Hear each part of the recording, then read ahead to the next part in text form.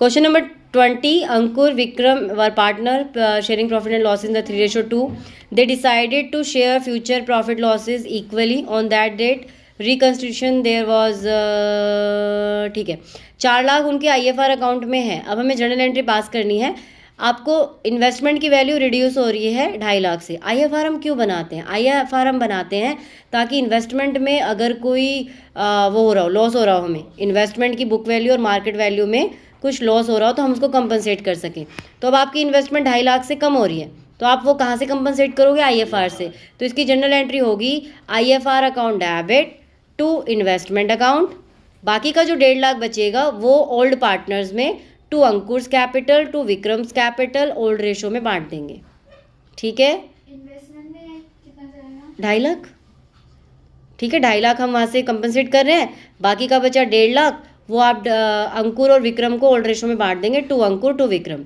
Second case में value of investment increased by 5 lakh. अब यहाँ तो वैल्यू इंक्रीज हो गई, ये तो आपके लिए फ़ायदा है ना. तो इसके अंदर 3 एंट्री होती हैं. पहली एंट्री कौन सी होती है? सबसे पहले तो IFR को ओल्ड रेशो में पार्टनर्स में बांट दोगे.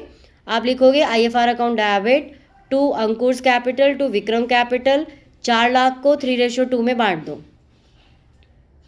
ठीक है, IFR बांट दिया. अब हमारा इन्वेस्टमेंट इंक्रीज हो रहा है, तो जब इन्वेस्टमेंट इंक्रीज होता है तो हम रिवैल्यूएशन को क्या करते हैं? रिवैल्यूएशन को क्या करते हैं?